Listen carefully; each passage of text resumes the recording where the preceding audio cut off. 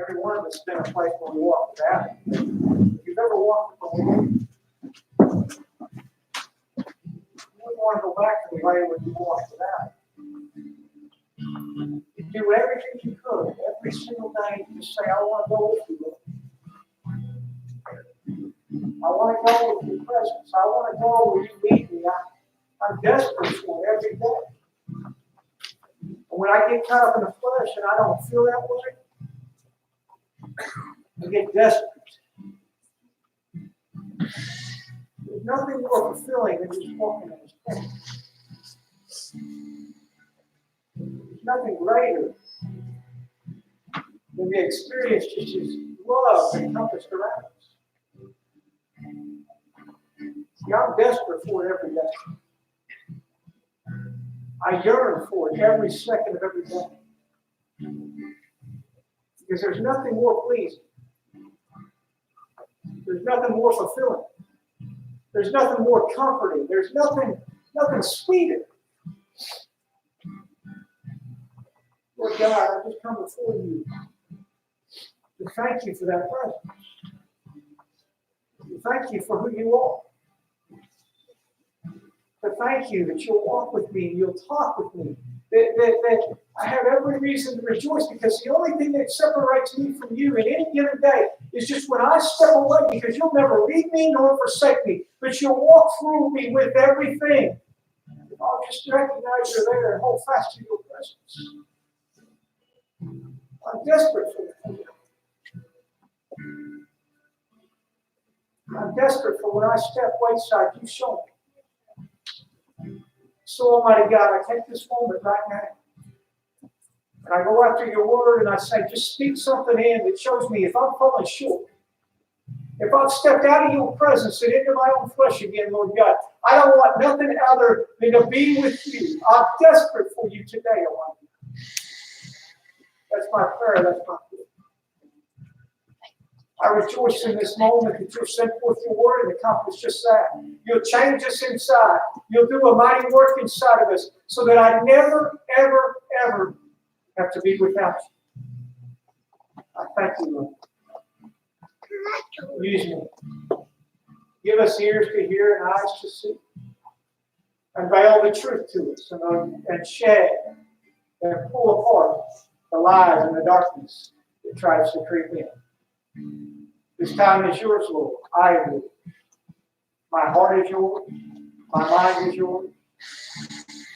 I'm an empty vessel for you to do what you see fit inside of me.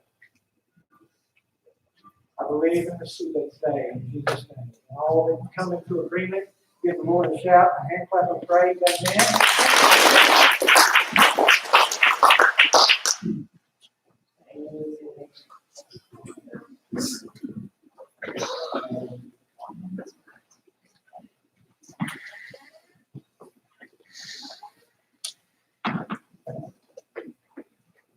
Matthew chapter 1, verse 18.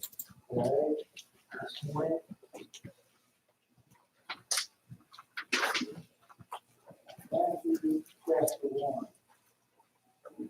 It says, this is how the birth of Jesus the Messiah came about. His mother, Mary, was pledged to be married to Joseph, but before they came together, she was found to be pregnant with the Holy Spirit. Because Joseph, her husband, was faithful to the law and yet did not want to expose her to public disgrace, he had in mind to divorce her flat. But after he had considered this, an angel of the Lord appeared to him in a dream and said, Joseph, son of David, do not be afraid to take Mary home as your wife, because what is conceived in her is from the Holy Spirit. She will give birth to a son, and you will give him the name Jesus, because he will save his people from their sins. Amen. You know, this here we see this in this story of Joseph and how he is betrothal is what the King James used. He's betrothal, or he has signed an agreement to be married.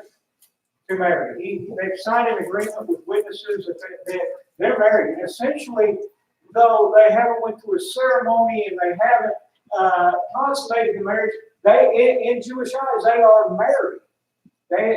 This has already taken place. They are one body and one flesh. And so when we see this, we understand that when Joseph comes, he's going to come get his bride. He's going to come and he's going to receive his bride to be his. She's already his, but he's going to take her home. A lot of these times when somebody was betrothed, they would sign this agreement, and it could be up to a year before the bridegroom came to pick up the bride, up to a year in Jewish customs usually. So they would be alone for a year. And the only way they would have any communication back and forth between the bride and the bridegroom was by a bridegroom's friend. And a bridegroom's friend would be there and help take care of the bride. And if she needed to send a message to the bridegroom, she would. Now, we don't know how Joseph come to find out that she was with child. Did he show up and there she is, pregnant? Or show up and she says, I'm sorry, I'm pregnant. I'm sorry, I'm pregnant. Or did the bridegroom's friend come and say, hey, she's with child? We don't know, but she is found to be with child. Now, when we hear this story, we have a mentality to pick up two things. We can be on opposite end of the spectrum when we look at Joseph. First off, we can look at Joseph as just a bad guy, right? I mean, some people think he's a bad guy here. Don't he know? He's a Jew. He should know about the Messiah. He's going to come of a virgin birth, and she was a virgin. Don't he know? Why would he give up on a woman and child in her most precious time of need? Why would he divorce her and get her away? Why would he do this? I mean, come on, somebody. There's some people that think this. Why would he do this to a woman? Our mentality as people is automatically, when the story is told, is to begin this process of painting a picture and putting ourselves there. I do it. I love taking a biblical character and placing myself in the shoes of this individual. And Joseph's no different. I place myself there, and it's easy to look back and say, hey, she's a child because of the Holy Spirit. This is a Messiah. It's easy to do that. It's easy. And so why would I divorce her? That's just a bad deal. That's not being lawful. That's not being a Jew at all. And so he says this. He says he is righteous and faithful to the law. He is righteous and faithful to the law. One of the things about this is we like to see things from our perspective, from the way we want to see it. We don't look how it affects the big picture. We don't look how it affects the world around us. One of the things, I told you this last week, my daughter turned us on to this show. I'm not a big fan of it, but my wife likes it. It's called Catfish. Catfish. And if you weren't here last week, Catfish is this show because it's this huge thing all over the internet. And most of you know that people out there all the time, they're going on dating websites and Facebook and everything else, and they're looking for the love of their lives. They're looking for the right one. And so they go on all these sites and they make up these profiles, and some people put their picture in their face, and they really tell who they are. They're just real. They're truthful. But not everybody's that way. Not everybody's that way. Not everybody wants to be who they say they are. They want to be somebody different. Or they've got ulterior motives. And there was this one a couple weeks ago we watched, and this young lady, her and a friend had made a fake profile. And some guy got on there, and he liked them and friended them. And the one girl started feeling guilty, so she sends a picture to this guy who she really is, because it ain't her, the picture that's on whatever they're on. And she sends a picture to him, and he breaks it off immediately, saying he unfriends them, he quits following them, or whatever. He's just done. She proceeds to get mad. because she said it's because of the way I look like. What I look like, he just automatically don't like what I look like. So then that's why he ain't for me. So to get even, she creates another profile, puts herself out there with another good-looking lady, and makes up this whole long story. Well, when he's unveiling himself to her, it really gets in, and I'm talking years. These ain't days. These are years that they go on. And after years of getting to know the guy and all this, she realizes she really likes him. And so now, then, she's feeling guilty inside. And he had shared with her at one point about how his father died of cancer. And so she figured to really get this guy, to really get him, she would tell him that she died of cancer. Now, the job of this show is to get these two people to meet. And so, of course, they go meet her, and he about hits the floor because he recognizes the girl from the picture years before. And, you know, he's mad, furious. And she said, well, I've done all this to start with because you didn't like my picture. And he just stood there shaking his head, no. And then she said, I've always been truthful with you. I've always been truthful, except for my picture and my name. And the one guy looks at her and says, well, do you have cancer? Oh, no, I don't have cancer. And you're just scratching your head. You ain't been very truthful then. Everything you've said is a lie. And she says, but I really fell for you. I really did, and I really love you.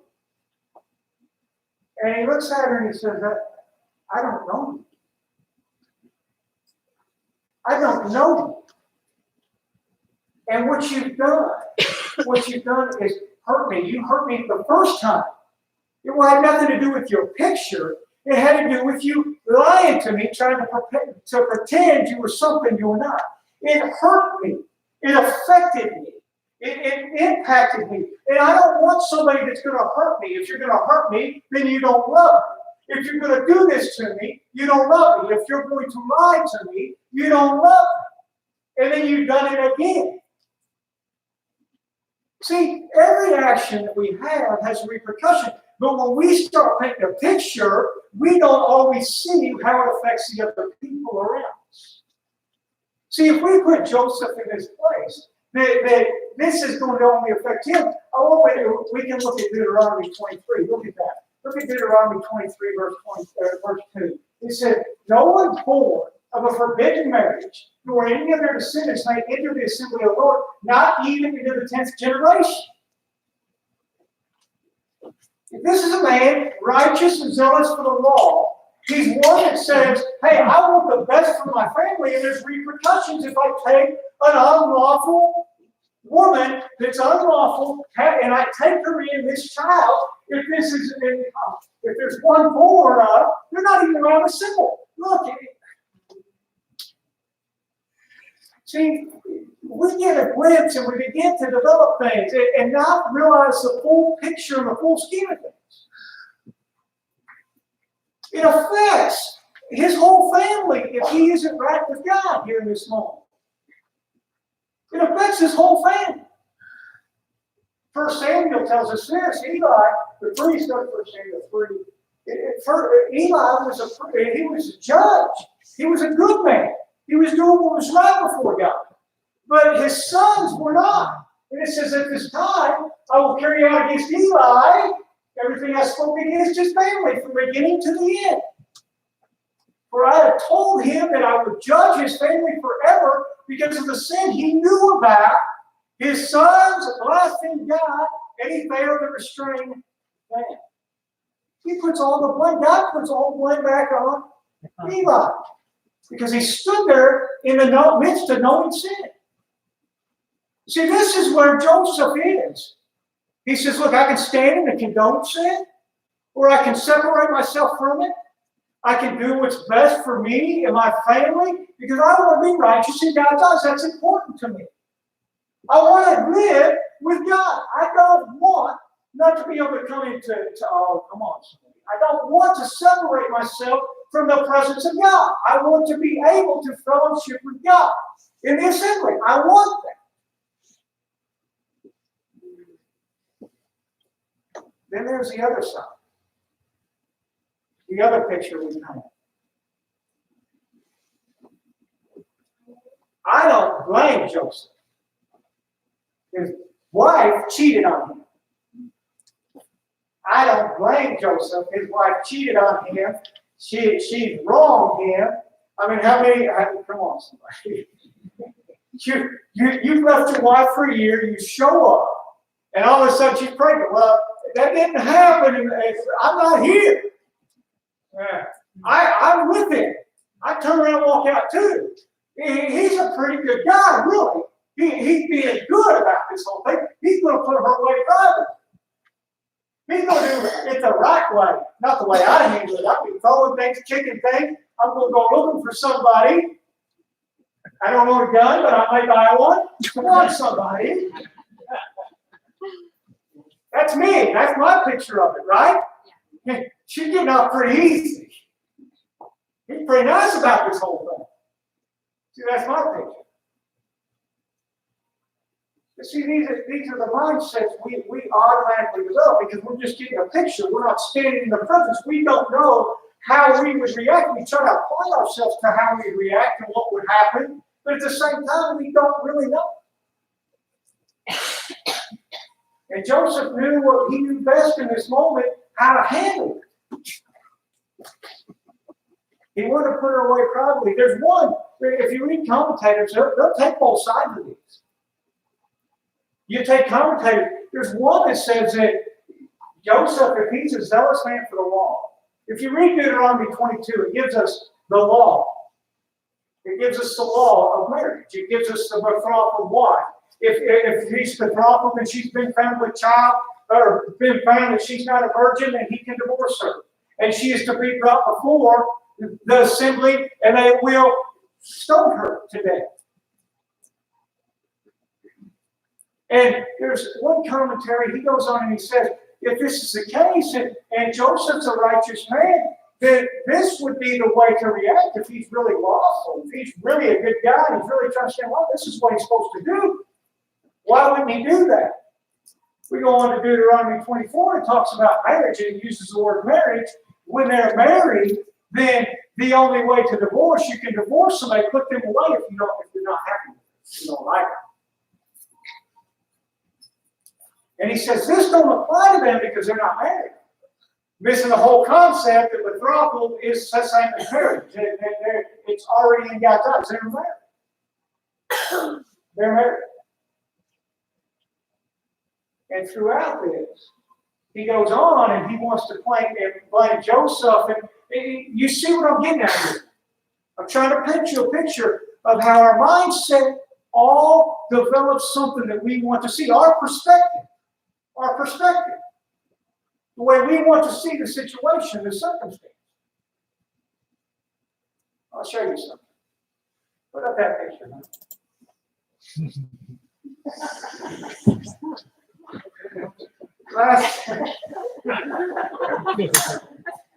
Last week we were out in dinner with Mike direction. And well, I don't want to tell the whole story. I said I was going to find a way to put this into the message last week. I didn't get it there, but this week I got it there. And I got it there for a purpose, because what I'm going to do is I'm going to tell you the story of what happened, and you can take it or leave it. You've already formed your own opinions right now, have you not? You've got three individuals here. That's my son, Aaron, and my son. Okay? My son is a chicken, Aaron is a panda, and my son is a pig. So I didn't say that. A pig. Anyway. That's a big My bunny. story, I'm telling the story. It's a pig. So what they've done was decided. You ever heard that song? What does a fox say? You ever heard that song? That's my son's favorite song, The Chicken Dinner. That's one of his favorite songs. He used to walk around singing all the time. Well, what they decided to do You know, Danny. was form their own band, and they were going to come, their rap band. And they're going to, what does a farm animal do? That's what they're singing. Oh. That's their song, their first album. Check it out. It'll be out in a week or two. You got a chicken, that's our horse. You got a panda that's the band. I mean, he's the band. First play, he's the band. And then you got the dance artist up there, the stack singer dances. Well, if you saw my son dance, he's quite the dancer. He's kind of funny looking when he dances. And I was going to put up more pictures, but a few of the pictures were inappropriate. He had a butt up there dancing and everything else. I didn't really put that up this morning. But that's my story. Now, Donovan Dyson, is any of that story true? No. They're just acting fools. They're having a good time acting fools. Why dress up like a chicken and a panda and a rabbit or whatever? I don't know. My son took on the chicken costume and has worn it almost every night since. I don't know. I don't know. I don't know if there's something wrong with that. There's something I'm checking out. You look at it, you've got pillows around. We can begin, when somebody gives us a glimpse of something, we can begin to formulate whatever we want from it. But when the world begins to tell us what is really is, then what happens is we just begin to believe and take their word for the story. It happens all over the media every single given day. It happens on a consistent daily basis. That's why you got one group that hates Trump and one group that loves Trump. You got one group that hates Pulaski and one group that loves Pulaski. You've got a picture without the story. You get their version, you get their idea, you get their mindset, and that's all you get. They do this with the Word of God. They tell us what we should believe and what we shouldn't believe. They tell us what is right and what's wrong. They tell us if we should like Joseph or not like Joseph, if we should believe Jesus or not believe Jesus. And at the end of the day, we are not ever formulated to make our opinion on the fullness of presence. Because why? We don't go after presence, we look at opinions for everybody else. This is why we got a culture that surrounds himself with people of like perspectives. Oh, come on, somebody. You don't go around somebody that says that they don't like bald people because you want somebody that likes bald people around you, right? That's not bald. We have this mentality to begin to surround ourselves with just that type of people. And if they don't see it the way we do, we push them out of our lives. We don't want them in presence. Whether they're right or wrong, our perspective, this is a problem. Our perspective becomes our reality. Our perspective becomes our reality. Years ago, Michael Jordan. How many love Michael Jordan? I love Michael Jordan. Mike is the greatest basketball player of all time. My son, he watches this stuff today and says Steph Curry is doing like a very good play. He's a good shooter. You want to see somebody play basketball? Watch Michael Jordan. That was a basketball player. Nobody liked it. I grew up a Michael Jordan fan. And of course, ESPN was just on the rise, you know. And we had ESPN, so every morning I would watch the show like the night before. Just how he dominated. And all they did was talk about how great he was, how good he was. And so I saw this guy on the pedestal. I thought, and I argued with my dad one night, just checking, my mom got so mad she go to play. I made him so mad, she was so mad. That's a 16-year-old, 17-year-old punk kid for you. But arguing until I put it face, because I had Michael on this pedestal. My reality about Michael was he was perfect and he would do nothing wrong. What amazes me about it, what amazes me They talked all the time about how he had a gambling issue. But I didn't care. I had a gambling problem. It didn't bother me. I didn't care. It was awesome. I love the guy. I didn't see nothing as what he done wrong. The other day, I sat down and read an article about him. And a gentleman, he went and played golf with him. And they were out on the golf course. And, of course, gambling all day long. And they just got to work more and more and more on every hole. And in the meantime, Michael was drinking the whole entire time. Well, by the end of the day, he was pretty drunk. And that guy says to him, you may have beat me on the golf course and won some money, but I'm going to go and I'm betting against you tonight. He had a game that night. So I'm going to bet against you tonight so that I can win my money back. Michael said, I'll take that bet. He said that we win. Well, Michael went on to score 52 that night. They won by 20 some odd points. You know, they just said for Michael Jordan night. He was drunk, but it's okay because he's Michael Jordan, right? And they paint this picture in this article like it's fantastic, like it's absolutely wonderful. But when we look around the ones that they don't like, just the other day, there was an individual from Cincinnati Bengals. He was betting on the Bengals, and he got fined $200,000 and he's suspended indefinitely. If you know anything about Pete Rose was suspended from baseball and not allowed to be in the Hall of Fame, the greatest kicker of all time. It's amazing the way the perspective changes about the individual. What somebody wants to see, and what they're willing to let slide, and what willing to let go, and what willing to say, hey, long as it lines up with theirs. Long as it lines up with the way they think. Long as it lines up with what tickles their fancy. What makes them feel warm and tingly. What they want. Right? Right? This is the way the world wants to do it. We wonder why we got so much division and separation in the world around us, because we got a group over here and a group over here. The problem becomes right here. As we move over here, we're in this group, what happens is, we're just like those on that show.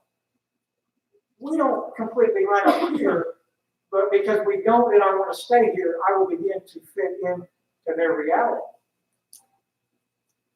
My whole mindset begins to change. Why? Because Tyler and I, we may like bald people, but he ain't bald. So he's going to go shave his head so he looks like me. Don't get mad. Don't look at that way. He said he was. You keep your mouth shut.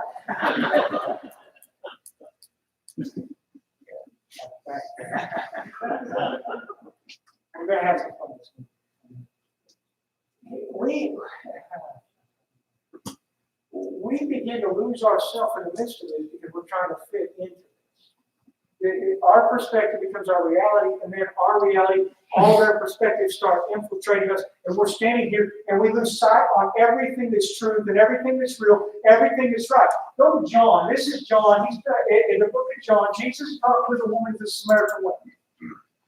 He's talking to her, and he's having a conversation with her, and he gets to this point, and he starts telling her, he says, listen, you're either going to worship on this mountain or in the temple, but the worshipers arise will worship in spirit and in truth. And she says this, the woman said, I know that the Messiah of Christ is coming. When he comes, he will explain everything to us. She's saying, when he comes, when he makes his presence, then I will get the truth of the matter. When he comes, everything will be seen for what it is. When he steps into my life, everything will be unveiled. And if I'll let him speak in and oversee that moment, then I will see the truth. This is why he says, I am the truth. I am the truth. There's no truth outside of me. I am the truth. When he steps in, see, what we presented from the very beginning, starting last week, what we're trying to get past is just to being a picture of Him and the actual presence of God. Some people settle for a picture of what Jesus is, but a picture of who He is to them, a picture of what He wants to do for them, a picture instead of the actual presence of God. And He looks at her and He says, I am. And in the midst of I am He, the first thing she does is get up and say, hey, I'm going to go tell a group of these people because all these people have been longing and wanting it, and they're stuck right here thinking this is the only place we can worship. And she goes and gets everybody to get the truth set right. To get the truth set right. No more twisted, no more seeing it the way other people have told them, but to see the truth of the matter in that place. This is why Sunday service becomes so important. This is why opening up your heart becomes so important. It ain't about coming in here and saying, hey, I love all these people, so I'm going to sit with them, or I don't love these people, so I'm not going to sit with them. It's about coming in and saying, God, do something inside of me. Show me who you are. Let me get out of my thinking, out of my mindset, get out of a place where the enemy's told me this, where the enemy's lied to me, where the enemy's manipulated me. Let me get out of that place so I can see who you really are, what really is taking place in my life, what really needs to happen, what really needs to take place. This is what God does. When the Holy Spirit stepped in, He said, Joseph, don't look at the circumstance. Look at what's about to take place. This is my plan for what's ahead. Take her in, welcome her. This is the plan. All of the humanity, all of mankind will be saved through this child. That's the truth of it. It ain't going to separate you from me. Everybody else been telling him this is what's going to happen. You're going to be separated from me. No, it's the moment that he was actually going to see God. It was the moment. They allow the enemy to push these thoughts and these mindsets into their heads. We live in a culture that is so full of junk. You know, what amazes me is these people on that show, Catfish, they'll say, oh, we got a connection. How do you have a connection with somebody you have no idea who they are? No, you don't got no connection. You got a figment of who they are. They're telling you everything that they want you to hear. They're showing you everything they want you to see. That don't make that who they are. We live in a generation. We spent Thursday night. We got into oppression Thursday night and being oppressed. And I said how bad I feel for this generation raising up because they're so oppressed, because they're pushed into an area and they're isolated and they want to surround themselves with whatever they feel, their reality, remember? And they want to find themselves right there. And they just let the world label them in that area, and they sit there. And they don't ever think for themselves. They never ever move for themselves. They never talk for themselves. They never do anything for themselves. Oh, come on, somebody. It's the life they live. It's an everyday battle. And the Lord says this, you want to be set free from oppression. Who the Son sets free is free indeed. He sets you free. Why? He sets you free with the truth. I created you unique. I created you with your own mind. I created you with your own heart. I created you with a specific amount. I didn't create Haley to look like David. I created Haley to be Haley. I didn't create my good buddy over here, Tyler, who's shaking his head tomorrow, to be bald. I created with a good, full head of hair. I created you with you in mind. I don't need you to fit in and be labeled. I don't need you to have a reality that somebody else has painted for you. I need the reality to be my reality for you. I need you to see the world and everything around it the way I'm trying to show it to you. I didn't call. One of the biggest problems with the church today is they see an anointed man or woman and they want to walk as they walk. What do you mean? There's nobody preaching about me. I got my own unique way. That's what God kind of did. I don't try to be Salinas. I'd love to be other people that are good. But I can't be. I'm not. I'm just not. But there's other speakers that do a completely different thing, and they're better than me too, but they've got their own concept too. It's who God creates us to be and walk in. Our anointing to do what He's called us to do. Not the perspective and mindset, I need to be like Joseph, or I need to be like Paul, or I need to be like Peter. No, you need to be like you. The anointing that flows through me and you, it's all the same anointing. It's His. It's His. But everything else is a perspective and say, well, if I don't do it this way, and I don't talk this way, and I don't act this way, then I just must not be right. It's a whole mentality. It's a whole mentality. Throughout it all. Throughout it all. When Jesus steps in and takes us down a path, it costs us something. It costs us something. See, last week I told you there's two things that I led you through. Preparation. If you're never prepared and never been prepared, then when the battle comes, and how many knows the battle comes? If you never are prepared when the battle comes, then you can't win the battle. If you're not equipped, if you're not prepared, you won't win. You'll quit in the middle of the fight. You'll run from it. You'll lay down. Whatever your mentality is, that's what begins to happen. But He shows us and He prepares us and He brings us through. So we're prepared. In the middle of preparation, though, it costs us some things. It costs us some things. See, some people don't like this part when you start talking about the cost. Last year, I preached on Joseph and what it cost him. We could go on all day about what it cost Joseph. Joseph,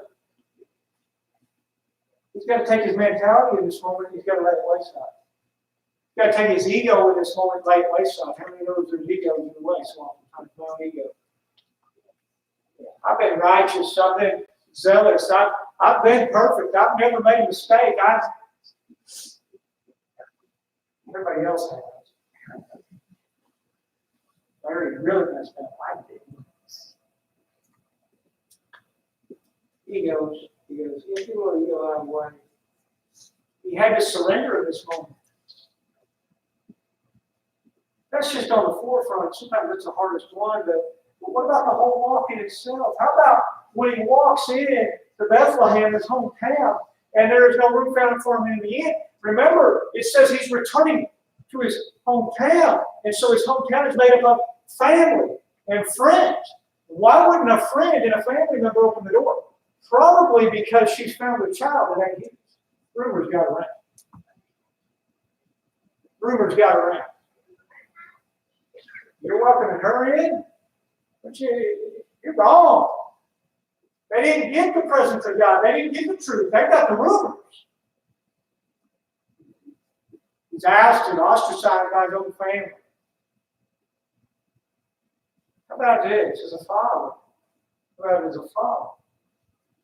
What do we feel like our most important thing to do for our family? Supply.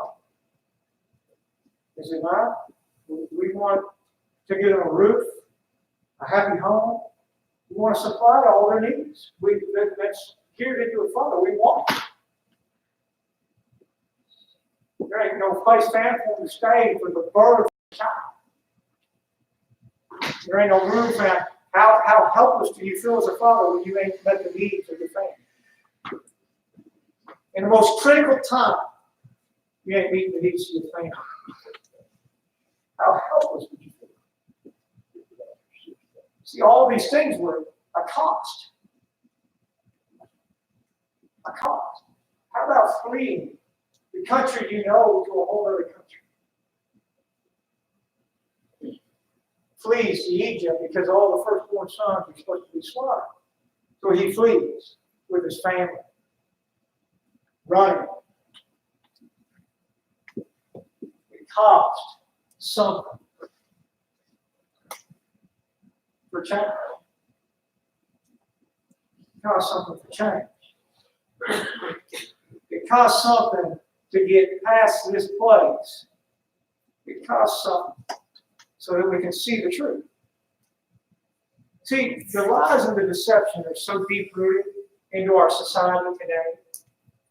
And so many people are so caught up in, I got to stand here, or I got to stand here, instead of standing right here with him and saying, show me the truth. That they won't allow the cost to get rid of this. To get past this. They don't allow the cost. It says, well, if I do this, and such won't like me. I mean, why do you think young people raised up, if I really believe the Lord, if I really trust the Lord, then in this moment, then all of a sudden my friends ain't going to like me no more. All of a sudden, they're not going to be friends with me no more. And I'm going to be over here and be myself. It's going to cost me something. That's too much and I can bear it. I'll be all alone.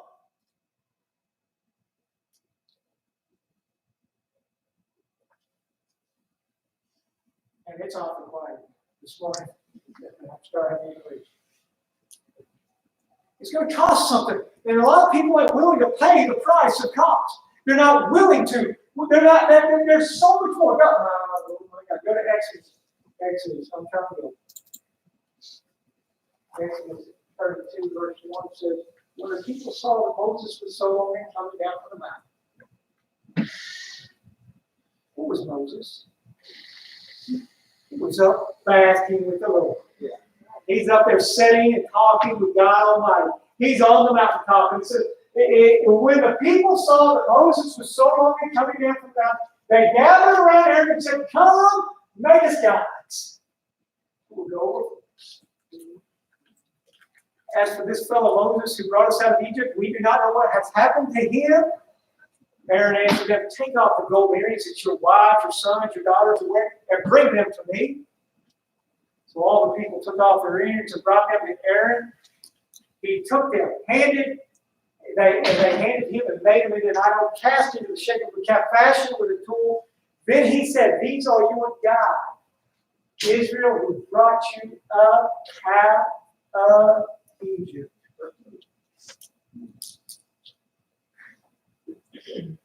He's basking in the presence of God while they're basking in what the world says is a God. They're sitting in what the world says, this is what God looks like when he's sitting with the real God.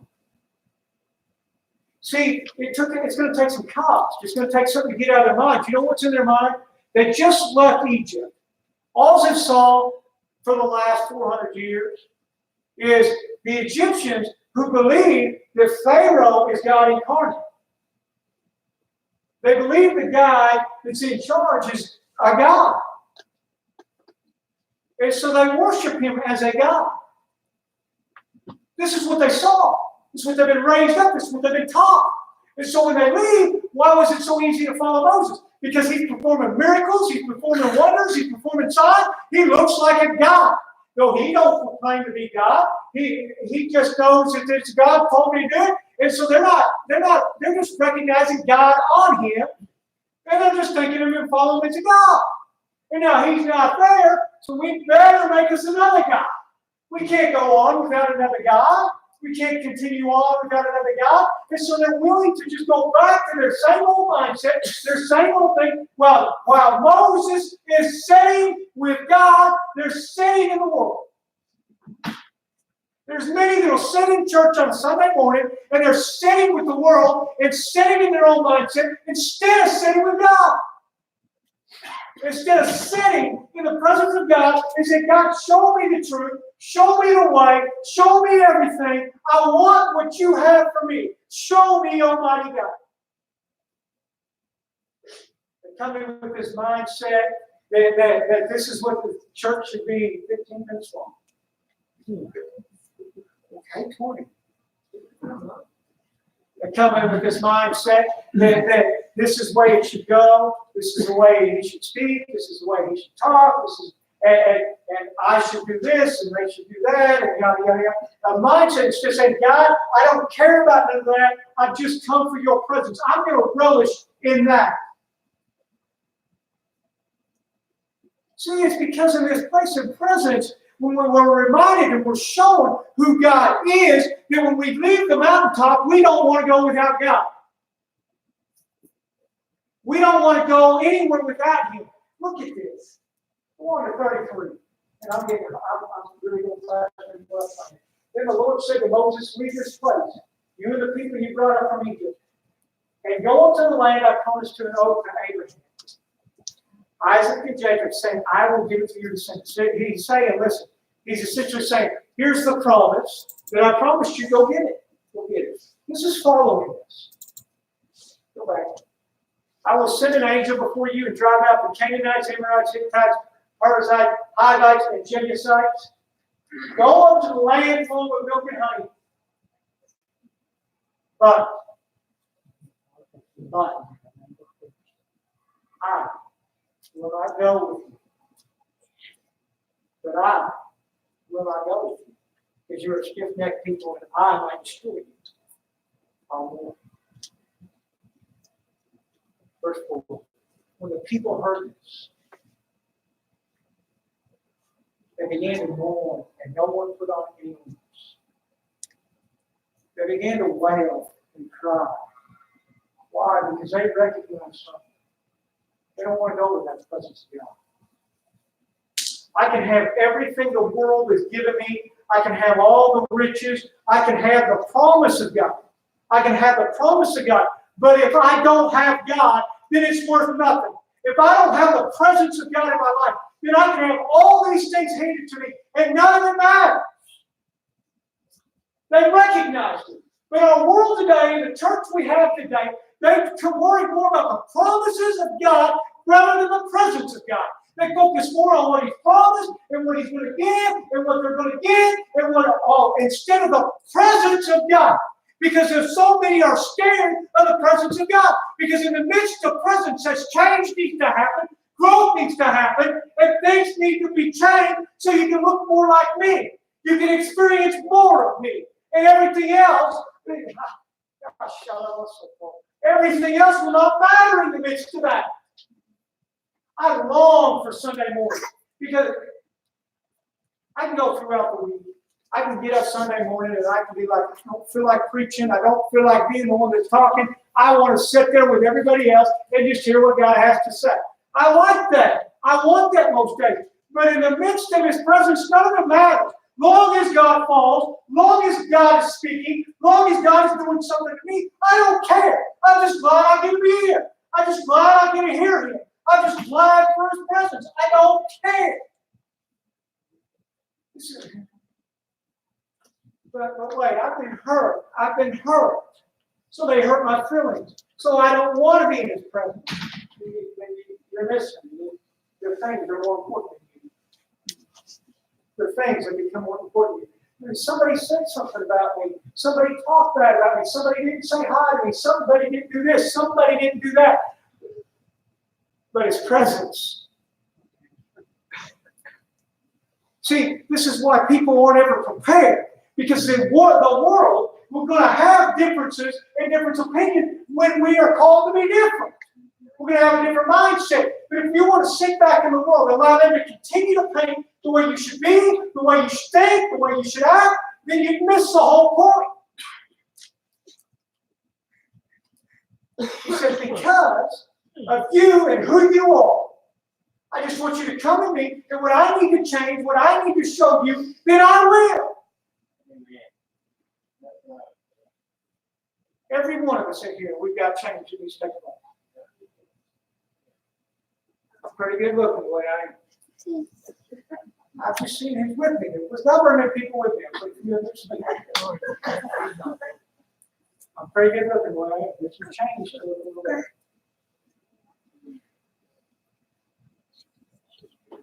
Honestly, when I look in the mirror, there's only one thing I want to see. I want to see Jesus. I don't want to see this guy. I don't want people to look at me and say, oh, he's just another whatever. I don't want that. I just want people to see Jesus. Why? Because that means he's with me. And I look more like him every day. That's what Christ-like means, to be a Christian. Christ-like. And it means to look more like him every single day. And the only place I can do that, and the only place I can find that is in his presence. It's the only place that I'm shaped and directed to look more like him. It's it.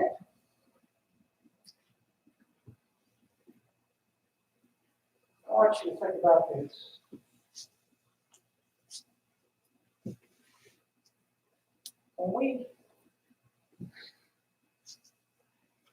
When you're getting ready to have a baby, ladies in here, you know what that's like. It starts, it may be nice at first, but then you get into the second, third, fourth month, and you're getting bigger, and you're getting tired, you get to the seventh, eighth month, you're sick of it, you're ready to not be pregnant anymore, you hate being pregnant, but in that moment that you give birth, you forgot about all the cost. In the moment that baby's sitting in your arms, you don't remember the last 9 months real quick. You can sit and meditate on it, but in that moment, you don't remember. Why? Because you're in the presence of the Almighty God. You don't care what it costs. And when you start looking at it and it starts growing and you say, I want another baby, you don't even think about the cost anymore. You think about what you have. You don't care about the 6, 7, 8, 9, 15 hours of labor. You don't care. Because you're in the presence. It trumps everything else. You don't care. See, we set an example for our young people. We paint all that we give up. We paint all that I sacrifice. We paint a picture of all the how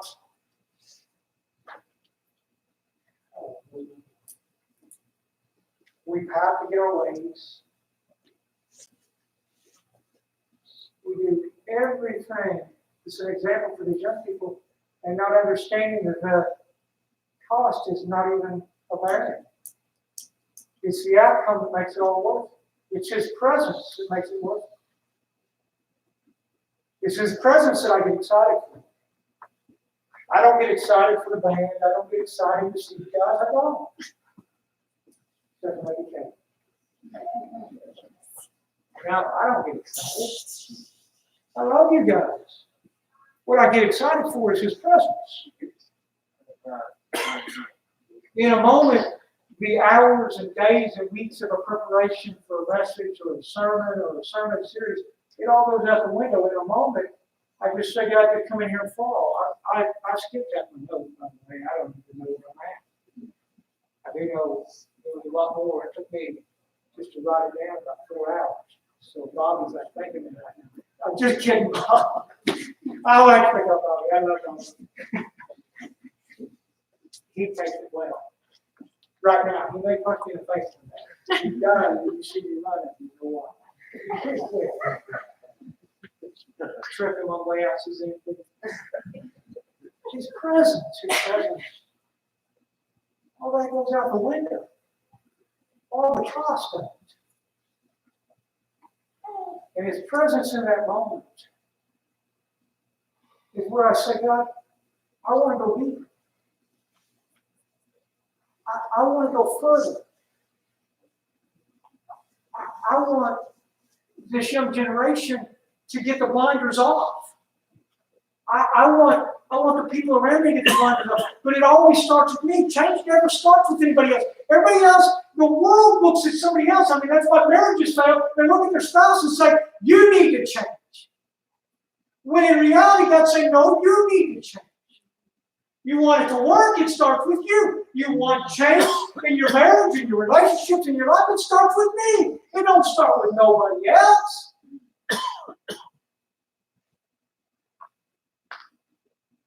Most people, they like what they have so much, they hang on to it and forget about the present. Take a marriage, for example. Some people that want to hang on to supply. I've got to supply, I've got to meet the need, and forget really the need is you to be present. The need is for you to be there. They're not looking, you can bring home all the moolah you want. You can bring home all the cars, all the building a bigger house.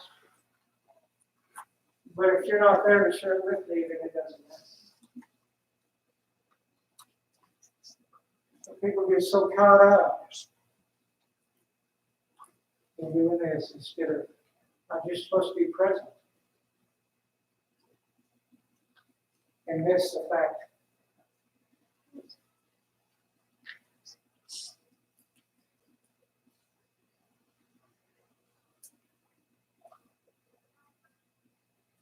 Here's the thing.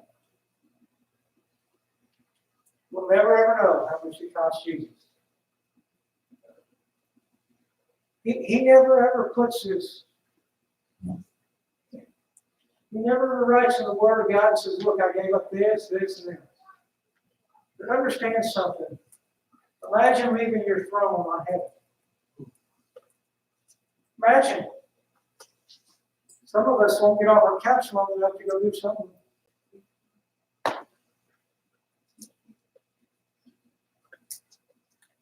He got off his throne in heaven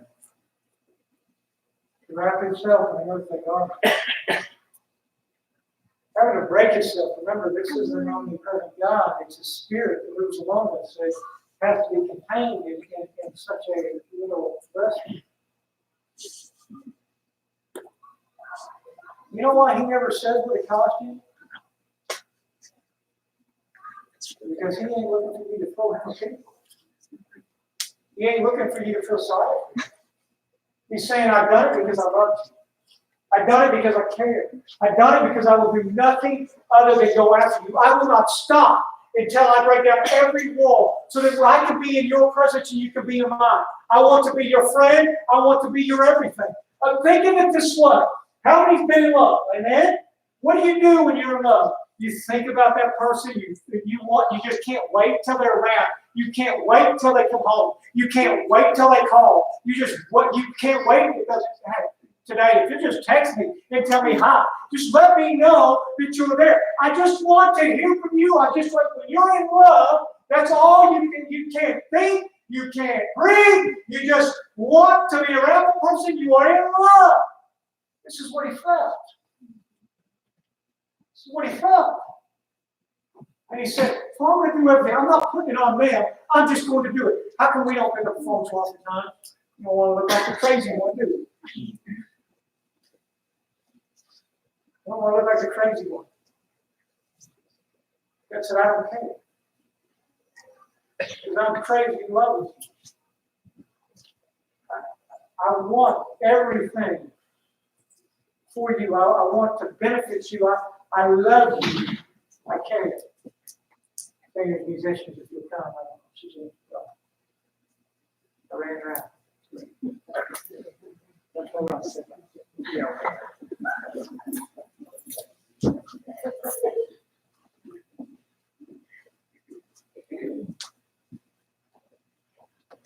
Everything he does because he loves you.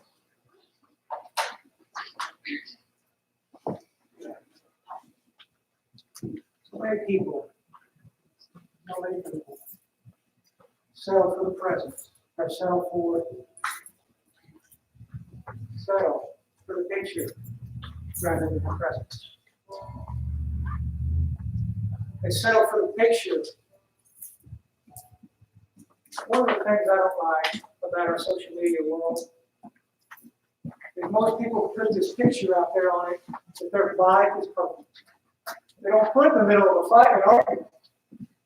They don't put my house is a filthy mess. They put look how pristine my house is after they clean. Right?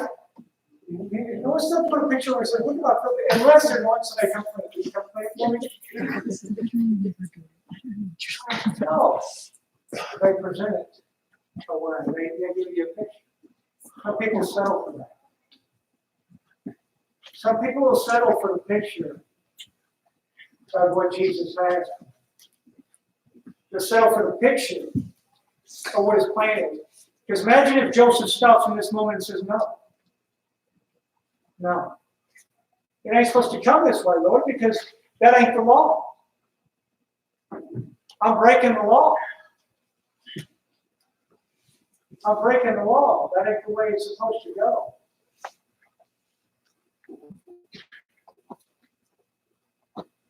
And he says, no, I'd rather have the presence. You said you're coming? I'm going to take it. I'm going to receive it. It's here for me.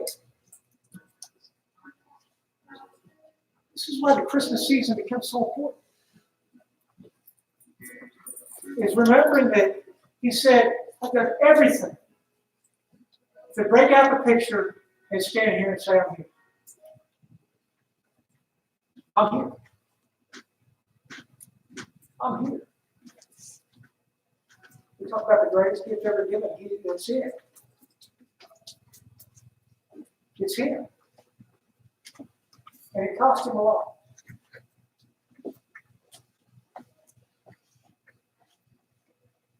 I don't know what the altar call is. I really don't. But the altars are always open.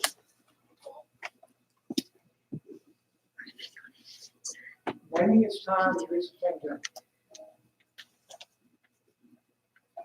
Maybe you're settling for the picture of this is perfect little life and this perfect little way, and you're not paying no cost to accept his presence. And his heartache and hope. Whatever it is, he says, I want to come and show you.